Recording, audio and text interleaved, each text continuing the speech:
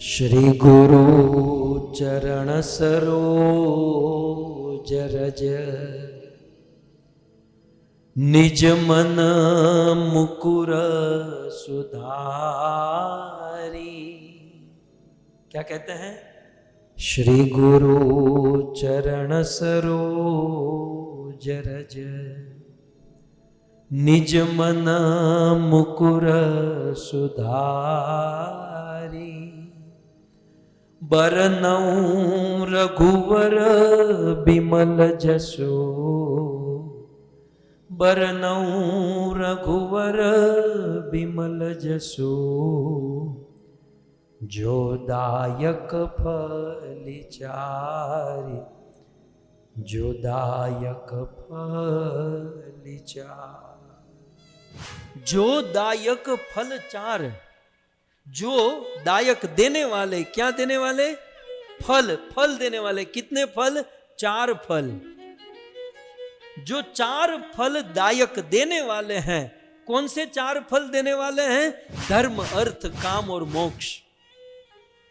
धर्म, अर्थ, काम और मोक्ष 4 प्रकार के फल देने वाले। क्या? तो रघुवर चरित है। भगवान रामचंद्र की कथा, रामचंद्र का चरित्र 4 प्रकार का फल देता है। लेकिन उस राम कथा को गाने से पूर्व, सुनने से पूर्व मैं राम जी को प्रणाम नहीं करता। मैं किसको प्रणाम कर रहा हूं? श्री गुरु चरण सरोज रज।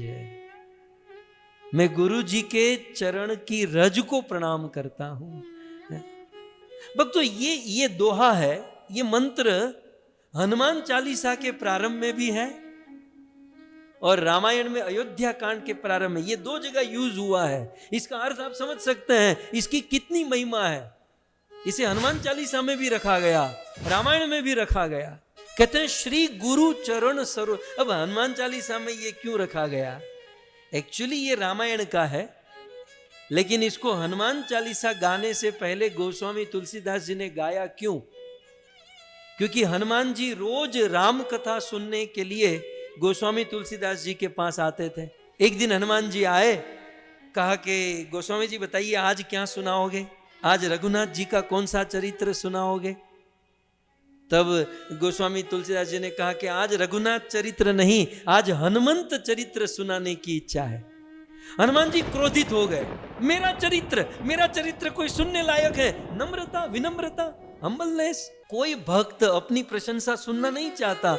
हनुमान जी ने कहा मेरा चरित्र सुनने लायक है, मेरा चरित्र सुनाओगे, मैं यहां नहीं रहूंगा। हनुमान जी खड़े हो गए और खड़े होकर जाने लगे। तब गोस्वामी जी ने कहा रुको रुको रुको रुको, मैं कुछ और सुनाता हूं। बोले क्या सुनाते हो? तब उस समय गोस्वामी जी ने ये श्लोक वहां कहा, श्री गुरु चरण सरोज रज निज मन मुकुर सुधार, बरनऊं रघुवर बिमल जसु। मैं रघुवर राम के विमल यश को गाने जा रहा हूं। हनुमान जी वापस आए, बैठ गए। अब हनुमान जी वापस आकर आसन पर बैठ गए। हनुमान जी का कैसा है जानते हैं? एक बार आसन पर बैठ गए तो बैठ गए, फिर समाधि लग गई, फिर खड़े नहीं हो पाते। तो गोस्वामी तुलसीदास जी ने देखा कि हनुमान जी आसन पर जमकर बैठ गए हैं, फिर शुरू कर दिया। जय हनुमान ज्ञान गुण सागर, जय कपीत तिहु लोक उजागर, राम दूत अतुलित बल धामा, अंजनी पुत्र पवन सुत नामा। अब हनुमान जी खड़े हो तो कैसे खड़े हो? वो तो जमा कर बैठ गए हैं। तो ये मंत्र एक्चुअली रामायण का है, लेकिन वहां हनुमान जी को ठगने के लिए कि वो चले न जाए, इसलिए हनुमान चालीसा में ये मंत्र डाल दिया गया है। एक्चुअली क्योंकि रघुवर बिमल यश, इस मंत्र में तो राम जी के यश की बात की गई है, हनुमान जी के यश की बात नहीं है। खैर, आइए इसे समझने का प्रयास करें। श्री गुरु चरण सरोज रज निज मन मुकुर सुधारिया। श्री गुरु चरण, गुरु जी के चरण। पहले तो श्री गुरु, गुरु जो है वो सौभाग्यशाली होते हैं, वैराग्यशाली होते हैं, पूर्ण ज्ञानमय होते हैं। ऐसे श्री गुरु के चरण कैसे हैं? तो सरोज, सरोवर में खिलने वाले कमल के समान गुरु जी के चरण हैं। और गुरु जी के चरण की रज निज मन मुकुर सुधार, सबसे पहले हमें क्या करना चाहिए? राम कथा सुनने और सुनाने से पहले क्या करना चाहिए? गुरु जी के चरणों की रज को लेकर निज मन मुकुर सुधार, मुकुर को सुधार देना चाहिए। अब कई बार कई लोग इस मंत्र को गाते होंगे, लेकिन प्रश्न पूछा जाए मुकुर माने क्या, तो आधे को भी पता नहीं होगा। मुकुर माने क्या? अब यदि क्लू दे दूं तो शायद थोड़ा सा पता चले। ये वो है, मुकुर माने वो जिसको आप बहुत चाहते हो। मुकुर माने वो चीज जो आपके जीवन में न हो तो आपका जीवन, मतलब हमारा जीवन अधूरा अधूरा सा हो जाएगा। मुकुर माने वो चीज, बंदा कितना भी बिजी हो, कितना भी जल्दी में हो, लेकिन सामने आ जाए तो 1 मिनट तो खड़ा रह ही जाएगा। मुकुर माने वो चीज, सुबह उठने के बाद, नहा धोने के बाद, और किसी को देखो या न देखो, मुकुर को तो अवश्य देखोगे। अब समझ में आया? दीवा बत्ती हुआ। तो मुकुर माने क्या? मुकुर माने मिरर। मुकुर माने मिरर, मुकुर माने कांच, आईना। मुकुर माने मिरर। मिरर ऐसी चीज है ना जो हम सब चाहते हैं। हमारे जीवन से यदि मिरर चला जाए तो यार बड़ी परेशानी हो जाएगी कि हम ये जो तैयार होते हैं और फिर ये जो लट निकालते हो कैसे देखेंगे।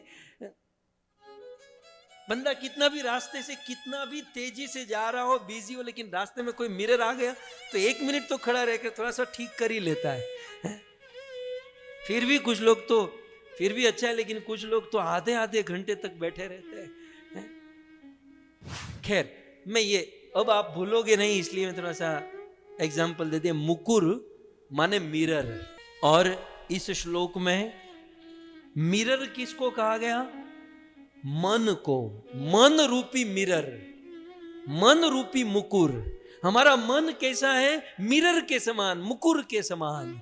मतलब हमारे मन में दुनिया वैसी दिखेगी जैसा हमारा मन है। मतलब मिरर जैसा होता है ना, वैसा ही प्रतिबिंब दिखाई देता है। मिरर के ऊपर कचरा हो तो वो दिखने वाला भी कचरा जैसा ही दिखेगा। मिरर जितना अच्छा होता है, दिखने वाला भी उतना चकाचक दिखाई देता है। बहुत डिपेंड करता है मिरर पर। और फिलहाल क्या हुआ है, हम सबका मिरर जो है ना बिगड़ चुका है। और ये मन रूपी मिरर को साफ करने का सबसे बड़ा उपाय यदि कोई है तो वो है गुरु के चरण की रज। आपके घर के मिरर को तो साबुन से, लिक्विड से आप साफ कर सकते हो, लेकिन मन रूपी मिरर को कौन से लिक्विड से साफ करोगे? कौन से साबुन से मन रूपी मुकुर को, मिरर को साफ करेंगे? तो मन रूपी मिरर, मन रूपी मुकुर एक और मात्र एक गुरु के चरणों की रज से ही साफ हो सकता है। और मन रूपी मिरर साफ करना क्यों जरूरी है? पहले तो मन को समझ लीजिए। ये मन, बुद्धि, चित्त और अहंकार, ये 4 अलग नहीं है, ये चारों चीज एक ही है। थोड़ी सी हटकर व्याख्या कर रहा हूं, थोड़ा सा तात्विक ज्ञान भी। मन, बुद्धि, चित्त और अहंकार, ये 4 अलग नहीं है, 4 एक ही है। एक ही वस्तु की 4 वृत्ति है। और इसको क्या कहते हैं? अंतःकरण चतुष्टयी। हम कहते हैं ना हमारा अंतःकरण शुद्ध हो जाए। अंतःकरण, तो अंतःकरण माने 4 चीज, मन, बुद्धि, चित्त और अहंकार। ये चारों जब मिलता है तो अंतःकरण होता है। हमारे अंतःकरण में जब संकल्प विकल्प करने की शक्ति उठती है, जब हमारा अंतःकरण संकल्प विकल्प करता है तो उसे मन कहते हैं। जब हमारा अंतःकरण विचारों का संग्रह करता है, विचारों का संग्रह करता है अंतःकरण, तो उसे चित्त कहते हैं। जब हमारा अंतःकरण डिसीजन लेता है तो उसे बुद्धि कहते हैं। और जब हमारा अंतःकरण अहम भाव उत्पन्न करता है कि मैं ये हूं, मैं ये हूं, तो उसी को अहंकार कहते हैं। सो अंतःकरण चतुष्टयी। और ये अंतःकरण चतुष्टयी जो है ना, ये सदा सदा के लिए हमारे साथ रहता है। ये शरीर तो आज है, कल नहीं रहेगा। शरीर तो मिला है, आया है तो जाएगा। कबीरदास जी कहते हैं, आए हैं सो जाएंगे राजा रंक फकीर, एक सिंहासन चढ़ी चले एक बंधे जंजीर। आए हैं तो जाएंगे, शरीर आएगा जाएगा, लेकिन ये अंतःकरण चतुष्टय जो है, मन बुद्धि चित्त और अहंकार, ये तो वैसा का वैसा हमारे साथ ही रहेगा। और इस अंतःकरण चतुष्टय को यदि शुद्ध करना चाहते हैं, मन रूपी मुकुर, मन रूपी मिरर को यदि साफ करना चाहते हैं, तो क्या करना चाहिए? श्री गुरु चरण सरोज रज निज मन मुकुर सुधार। गुरु जी के चरणों की रज से ही मन को साफ कर सकते हैं। अच्छा, ऐसा ही एक श्लोक चैतन्य महाप्रभु ने कहा। हम सब गौड़ीय भक्त हैं, महाप्रभु को कैसे भूल सकते हैं? श्री चैतन्य महाप्रभु ने अपने पूरे जीवन काल में ज्यादा उपदेश नहीं दिए, सभी उपदेशों का सार शिक्षा अष्टकम के रूप में दे दिया, 8 श्लोक। और उसका ओपनिंग करते हुए शिष्टाष्टकम का प्रथम श्लोक, प्रथम शब्द ही क्या है? नाम की, हरि नाम की प्रथम कृपा क्या होती है? तो कहते हैं चेतो दर्पण मार्जनम। चेतो दर्पण मार्जनम भव महा दावाग्नि निर्वापणम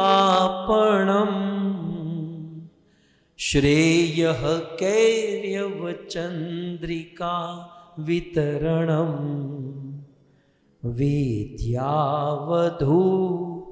जीवनम।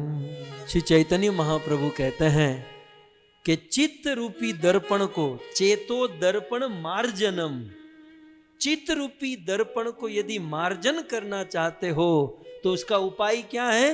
श्री कृष्ण संकीर्तनम।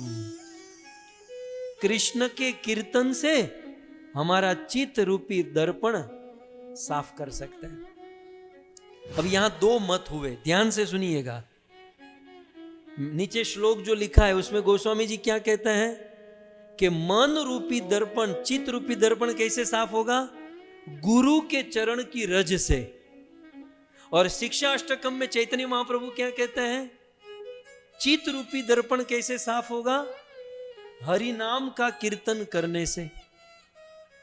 अब दोनों में अलग अलग बात हो गई, अलग नहीं है, दोनों का समन्वय है। कैसे? यह बात बिल्कुल सत्य है कि हमारा चित्त, हमारा मन भगवान का नाम लेने से ही शुद्ध होगा, पवित्र होगा।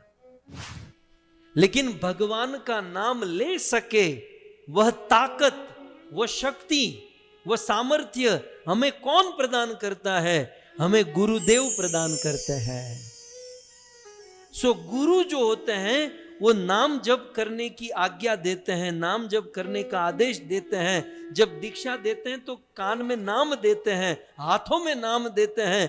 केवल नाम ही नहीं देते, नाम देने के साथ साथ नाम लेने की कृपा भी देते हैं। सो गुरु की कृपा से हम हरि का नाम अच्छे से ले सकते हैं, और हरि का नाम अच्छे से लेंगे तो हमारा चित्त, हमारा मन साफ हो जाएगा। यदि कोई कहे कि हम गुरु को बीच में से निकालकर सीधा नाम ले तो काम नहीं बनेगा।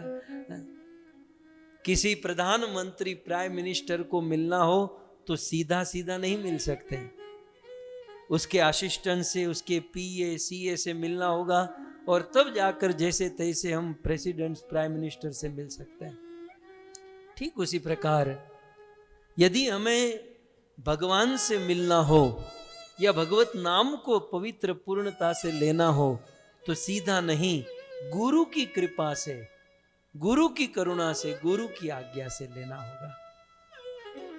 सो इस प्रकार यहां पर निराकरण यह है कि गुरु की कृपा से हरि नाम, और हरि नाम की कृपा से हमारा मन शुद्ध होगा।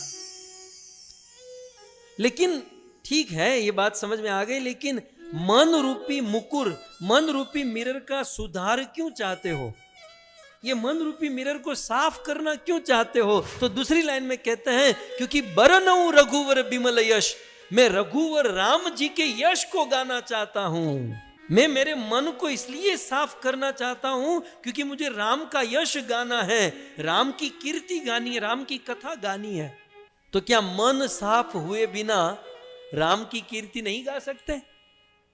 गा सकते हैं, लेकिन मन साफ करके, मन पवित्र करके जब राम की कीर्ति गाई जाती है तो सारी बाधाओं से हम मुक्त हो जाते हैं। भगवान रामचंद्र की कीर्ति गाने में बाधा क्या है? तो कहते हैं बरनऊ रघुवर बिमल यश। विमल, उसे विच्छेद करेंगे तो होगा मल, और वो मल क्या है? दो बाधा है कि भगवान में प्रेम न होना और भगवान के प्रति भाव प्रकट न होना। एक बात ध्यान रहे, कथा बोलते समय और कथा सुनते समय, कथा बोलने वाले को और कथा सुनने वाले को भगवान के प्रति प्रेम और भाव उत्पन्न नहीं होता है, तो यही सबसे बड़ी बाधा है। आप लोग इतने सालों से सुन रहे ना, अब थोड़ा सा गियर बदलना है, आगे बढ़ना है। कथा सुननी है, लेकिन कथा बोलते समय या सुनते समय प्रेम और भाव, सात्विक भावों का उदय होना चाहिए, और यह नहीं होता है तो समझो बहुत बड़ी बाधा है। तो ये बाधा न आए है? अर्थात रामचंद्र जी के गुणों को गाते समय प्रेम उत्पन्न हो, अष्ट सात्विक विकार भाव उत्पन्न हो, इसलिए मैं मेरे चित्त का, मैं मेरे मन को शुद्ध करना चाहता हूं, और मन को शुद्ध करने के लिए गुरुदेव की चरण रज को अपने मस्तक पर चढ़ा रहा हूं। बरनऊ रघुवर बिमल जसो, जो दायक फल चाय। गुरु की कृपा से मन को शुद्ध करके जो भगवान के प्रेमी भक्त बन चुके हैं, ऐसे भक्तों के मुख से यदि कथा सुनते हैं, और जो भक्ति नहीं करते अभक्त के मुख से वही राम कथा सुनते हैं, दोनों कथाओं में जमीन आसमान का अंतर होगा। गुरुदेव की चरण रज को मस्तक पर लगाकर जो पवित्र हो चुका है, जो प्रेमी बन चुका है, ऐसे प्रेमी महापुरुष की वाणी कुछ अलग ही प्रभाव छोड़ती है। किसी प्रेमी भक्त की वाणी में एक अलग ही प्रभाव होता है। भगवान के प्रेमी भक्त की वाणी में उपासना की सुगंध आती है। किसी भक्त प्रेमी की वाणी में उसने जो भजन किया है वो भजन का रस छलकता है। किसी प्रेमी भक्त की वाणी को सुनने वालों में भक्ति की लहर उठ जाती है। परंतु जिसने गुरुदेव की चरण रज अपने मस्तक पर नहीं लगाई, जो भक्त नहीं है, ऐसे लोगों के मुख से यही राम कथा सुनते हैं तो केवल कथा सुनेंगे, वो भाव, वो रस, वो सुगंध, वो उपासना की लहर, वो प्रेम की लहर सुनने वाले को प्राप्त नहीं हो सकती। इसलिए यहां पर निवेदन कर रहे हैं कि मैं गुरु के चरणों की रज को मस्तक पर लगाकर अपने मन को पवित्र करना चाहता हूं।